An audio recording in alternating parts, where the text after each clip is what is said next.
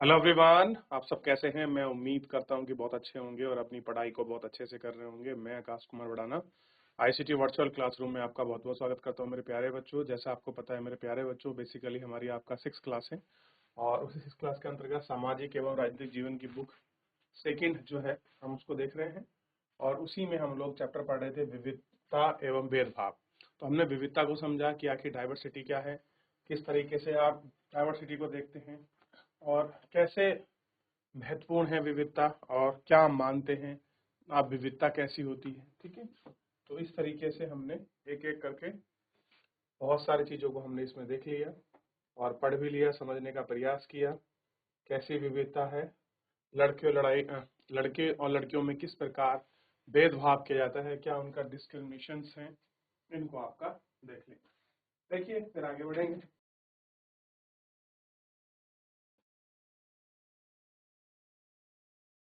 देख लिया डिफरेंसेस क्या है। अगर कोई आदमी डिसेबल है, विकलांग है, तो हम उसके प्रति हमारा नजरिया, हमारी सोच, हम किस तरह के आपका पूर्वाग्रह से ग्रसित हो जाते हैं, ये थोड़ा सा हमको देखना और सोचना चाहिए।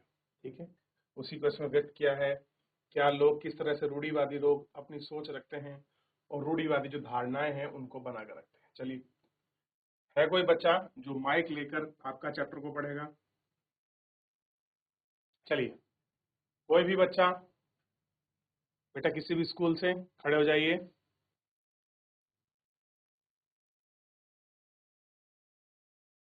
अगर हम इस कथन को ले लें कि वे रोते नहीं, तो आप देखेंगे यह गुण औसत लड़कों या पुरुषों के साथ जोड़ा जाता है। मान लीजिए अगर रोने वाला कभी मसला आ जाए, हम क्या कहते हैं कि आमतौर पर लड़के या पुरुष कभी रोते नहीं। बचपन में जब लड़कों को गिर कर जाने के कारण चोट लगती थी तो माता पिता एवं परिवार के अन्य अक्सर सदस्य यह कहकर चुप करा देते थे कि रो मत, तुम लड़के हो और लड़के बहुत बहादुर होते हैं, वे रोते नहीं। कितनी अजीब सी बात है। कह दिया कि भैया चोट लगी है, लड़का रो रहा, तो कह दिया कि रो मत, तुम तो बहादुर हो और लड़के रोते नहीं। क्या अजीब बात है। जैसे जैसे बड़े होते जाते हैं वे विश्वास करने लगते हैं कि लड़के रोते नहीं हैं। यहाँ तक कि अगर लड़कों को रोना भी आए तब भी हम अपने आप को रोक लेते हैं और लड़का यह मानता है कि रोना कमजोरी की निशानी।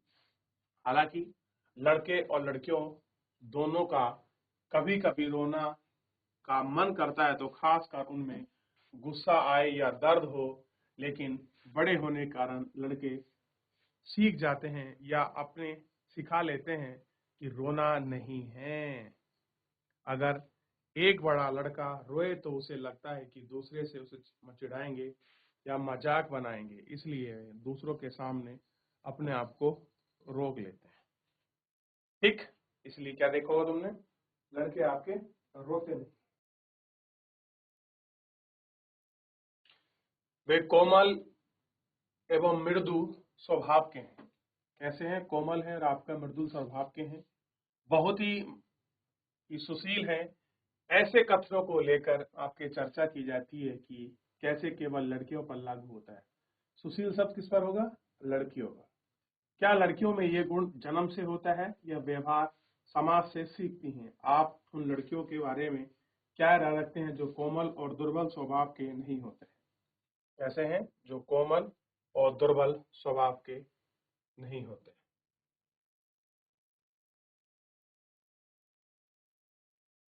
हम लगातार सुनते रहते हैं कि लड़के ऐसे होते हैं, लड़कियां ऐसी होती हैं। समाज में इन मान्यताओं यानी कि अजम्पशंस को हम बिना सोचे समझे मान लेते हैं, विश्वास करते हैं कि हमारा व्यवहार इनके अनुसार होना चाहिए। लड़कों और लड़कियों के अनुसार उसमें छवि जो है आपकी देखी जाती है, उन छवि को देखते हैं, क्या व्यवहार है, कैसा कुछ है, इसी के अनुरूप हम लोग आपका उनको देखें।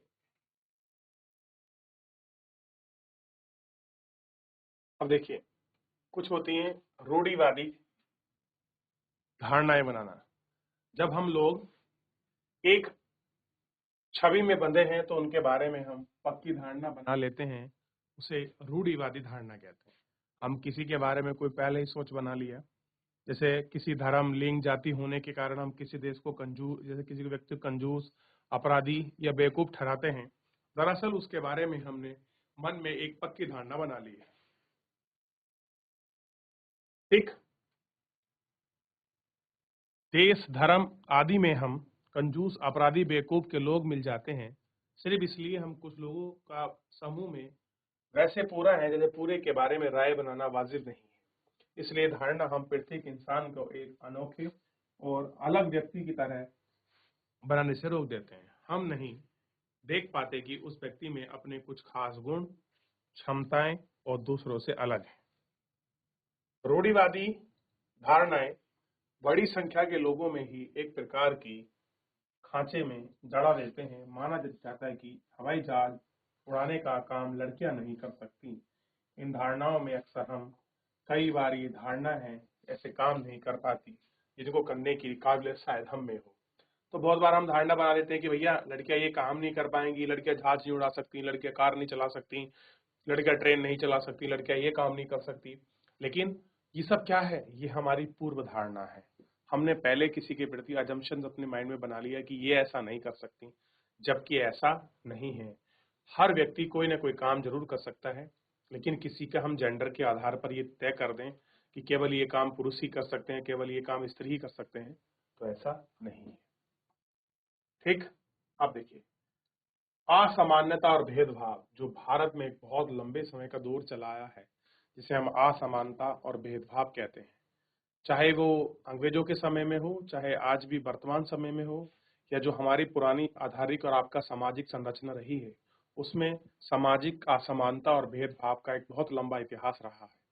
चाहे वो किसी धर्म, जाति, लिंग, जन्म स्थान के आधार पर रहा हो, चाहे महिला पुरुष के आधार पर रहा हो, कहीं छोटी जात बड़ी जाति को लेकर रहा हो, कहीं वर्ग विशेष, धन संपत्ति, अमीर गरीबी को लेकर बना हो, लेकिन ये आज तक भी हमारे समाज में इसी रूप से अपनी जड़ जमाए हुए है।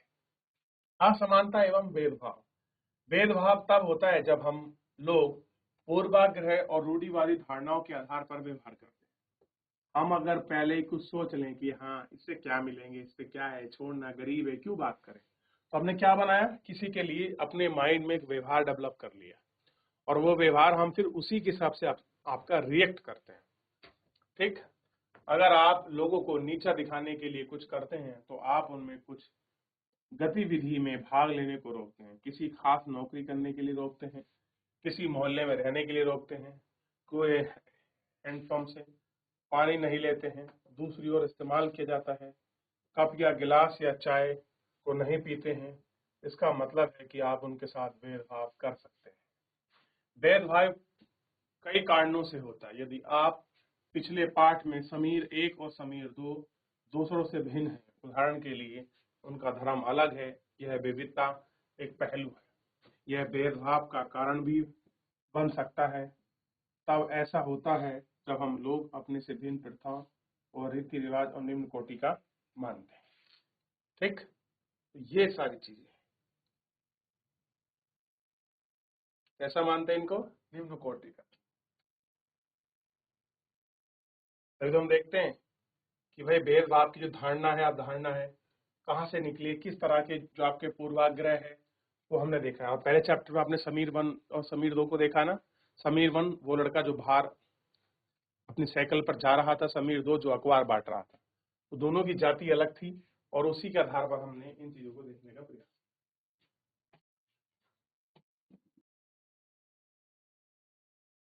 देख लिया, चलिए ये अवधारणा हो गई। अच्छा, अब मुझे बताइए, दोनों समीर में से एक अंतर और आर्थिक पृष्ठभूमि का है। कैसा अंतर है? आर्थिक पृष्ठभूमि का है दोनों समीरों में। पहले चैप्टर में पढ़ा था ना, समीर 1 समीर 2। समीर 2 गरीब है, विविधता का पहलू है। समीर 2 कहता गरीब था, वो क्यों? क्योंकि वो अखबार बांट रहा था, आपको पता है उसकी स्थिति अच्छी नहीं थी, इसलिए कारण वो अखबार बांटता। ठीक, असमानता है, बहुत लोगों के पास अपने खाने, कपड़े और घर की मूलभूत जरूरतों को पूरा करने के लिए साधन और पैसे नहीं है। कैसे हैं? साधन और पैसे नहीं। लोग अपनी जरूरतों को कैसे पूरा करें, क्या उनके पास चीजें होंगी, किस तरह से वो घर को चलाएंगे, उनके पास वो आपका रिसोर्सेस है ही नहीं। जिनके वो देख जिनसे उनके घर चलेगा। आप कह रहे हैं कि इस कारण दफ्तरों, अस्पतालों, स्कूलों आदि के लिए भेदभाव किया जा सकता है। कुछ लोग विविधता और असमानताओं पर आधारित दोनों तरह के भेदभाव का सामना करना पड़ता है। कैसे करते हैं? दोनों तरह के जो भेदभाव है उनका सामना करना। तो एक इसी कारण से वे समुदाय के सदस्य हैं जिनकी संस्कृति को मूल्यवान नहीं माना। इनके ऊपर वे गरीब हैं, उनके पास अपनी जरूरतों को पूरा करने के लिए संसाधन नहीं है। वे इस आधार पर भेदभाव किया जाता है कि ऐसे दोहरे भेदभाव का सामना जनजातीय लोग, धार्मिक समूह, क्षेत्र के लोगों को करना पड़ता है। ठीक,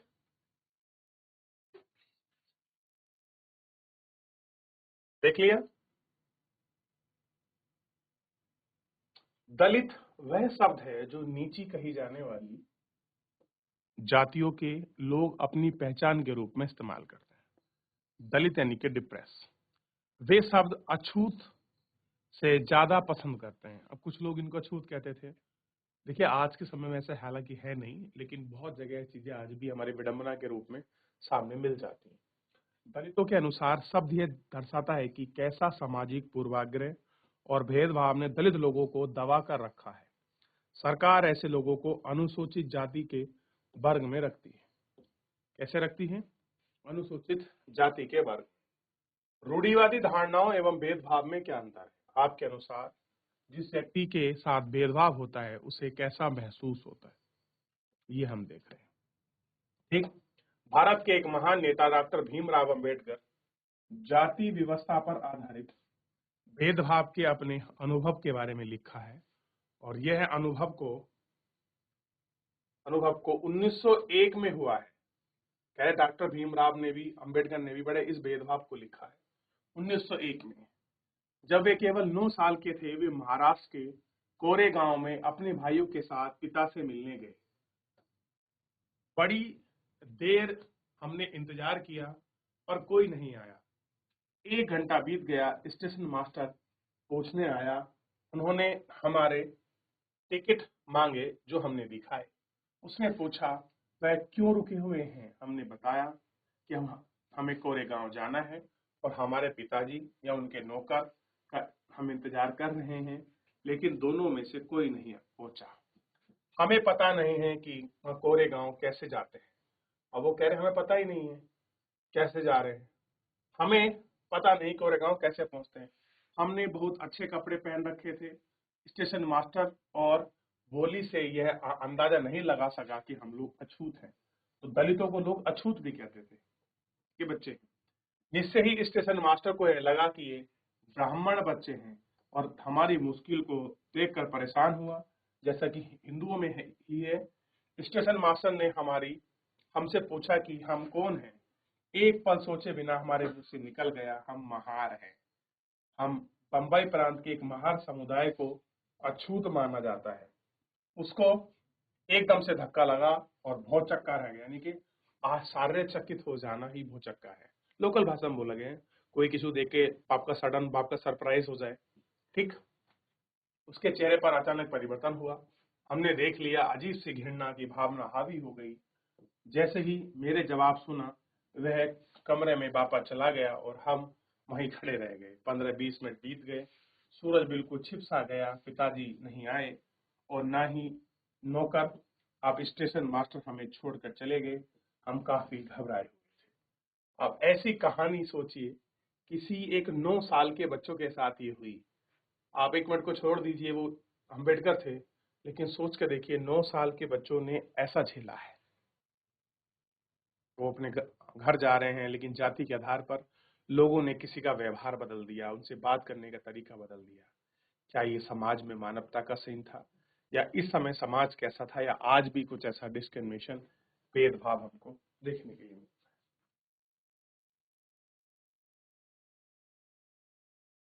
है। देख लिया। अब देखिए, तो ये कहानी थी इनके साथ जीवन व्यतीत करने में जो घटना इनको धक्का लगा। अब थोड़ा सा यात्रा वृतांत जो है इन्हीं का हम लोग पढ़ लेते हैं। अभी तो बैलगाड़ी वाला भी इनसे आपका परिचय लेगा। कह रहे जब उन्होंने यात्रा की थी तो वो बहुत खुश थे। और उदासी की भावना उस जगह में अब अत्यधिक उदासी ले चुकी थी। जब यात्रा कर रहे थे कैसे थे, बड़े खुश और हैप्पीनेस थे, ठीक। और बाद में क्या होगी, उन्होंने उदासी की भावना उनके अंदर आ गई, ठीक। आधे घंटे के बाद स्टेशन मास्टर लौट कर आया, पूछा कि हम क्या करने की सोच रहे हैं। हमने कहा कि अगर हमें किराए पर एक बैलगाड़ी मिल जाती तो हम कोरेगांव जा सकते थे, और कोरेगांव ज्यादा दूर नहीं है, तो हम फौरन वहां निकल जाते हैं और वहां आपके किराए पर कोई बैलगाड़ी चलती है। लेकिन मैंने स्टेशन मास्टर को जो जवाब दिया था कि हम महार हैं, पता चलते ही कोई भी गाड़ीवान अछूत वर्ग की सवारी ले जाने से अपने आप को गंदा और नीचा नहीं बनाना चाहिए। अब सोच के देखिए, अगर हम किसी सवारी वालों को बोल देते हैं, गाड़ीवान को, कि हम अछूत हैं, तो कोई अपनी गाड़ी को गंदा बनाना नहीं चाहेगा। हम दुगना किराया देने के लिए तैयार थे, और हमें एहसास हो गया कि बात पैसे की नहीं बन सकती। स्टेशन मास्टर ने जो हमारे लिए गाड़ी वालों से मोल तोल कर रहे हैं, चुपचाप खड़े हो गए। समझ नहीं आया क्या करें। ये कहानी doctor Bhimrao Ambedkar right and space संपदा के खंड आपका बम्बई शिक्षा विभाग महाराष्ट्र सरकार ने ये जारी करी थी, उसी के आधार पर हमने इसको देखा है कि ये कहाँ से बोरी है। सोच के देखिए, तो ये स्टेशन मास्टर है, पूछ रहा है, बाहर गाड़ी वाले खड़े हैं, जाने को बेचैन है, लेकिन कार्य क्या है कि वो एक महार जाति के होने की वजह से उनको ले जाने में बड़ी दिक्कत है, क्योंकि उनकी गाड़ी अछूत हो जाएगी। सोच के देखिए कैसा समाज रहा होगा, कैसे लोगों ने अपना जीवन जिया होगा, सामाजिक तिरस्कार कैसे उन्होंने झेला होगा। ये सोच के देखिए बड़ी विडंबना सी लगती है कि एक जमाने में भी लोग ऐसे करते हैं। तो डॉक्टर भीमराव अंबेडकर के बारे में थोड़ी सी आपका जीवन परिचय पढ़ लेते हैं। ऐसा व्यक्तित्व बड़े सदियों के बाद मिलता है। 1891 से लेकर 1956 को संविधान के पिता और दलितों के सबसे बड़े नेता के रूप में जाना जाता है। डॉक्टर भीमराव ने दलितों के अधिकार की लड़ाई लड़ी। उन्हें महार जाति में जन्म हुआ था, जो अछूत मानी जाती। महार लोग गरीब होते थे, उनके पास जमीन नहीं थी, उनके बच्चे वही काम करना पड़ता था जो खुद करते थे। उन्हें गांव के बाहर रहना पड़ता था, गांव के अंदर आने की इजाजत नहीं थी। अंबेडकर अपनी जाति से पहले व्यक्ति थे जिसने कॉलेज में पढ़ाई पूरी की, वकील बने, इंग्लैंड गए, दलितों के बच्चों को स्कूल कॉलेज भेजने के लिए प्रोत्साहित किया, दलितों से अलग तरह की नौकरी करने के लिए कहा, ताकि वे जाति व्यवस्था से बाहर निकल सके। दलितों के मंदिर में प्रवेश के लिए जो कई प्रयास किए जा रहे थे, उनका अंबेडकर ने नेतृत्व किया। उन्हें ऐसे धर्म की तलाश थी जो सबको समान निगाह से देखे। जीवन में आगे चलकर उन्होंने धर्म परिवर्तन कर बौद्ध धर्म को अपना लिया। इसे अपनाया, बौद्ध को अपना लिया। माना जाता है कि दलित को जाति प्रथा के खिलाफ आवश्यक लड़ना चाहते थे, और ऐसा समाज बनाने की तरफ काम करना चाहते हैं जिसमें सबकी इज्जत हो, और सबको सबको ना कि कुछ लोगों को। यानी कि वो ऐसे धर्म की बात करते हैं कि धर्म कुछ लोगों का नहीं होना चाहिए, बल्कि जो सब लोग हैं, आपका सब लोगों का धर्म होना चाहिए। तो कैसी जाति और कैसी व्यवस्था और कैसा वो बोझ जो उस समय वो झेल रहे थे, छुआछूत। एक महार जाति नहीं, बहुत सारी ऐसी जातियां थी जो इस छुआछूत के कैटेगरी में दायरे के अंतर्गत आती थी। देखिए एक बार, चलिए, तो ये अंबेडकर जी का आपका जीवन परिचय था, और महार जाति को लेकर किस समय जो चीजें हैं उनके बारे में, और कैसे भेदभाव और असमानता थी। चलिए फिलहाल इतना ही करेंगे, मिलेंगे नेक्स्ट लेक्चर में। धन्यवाद।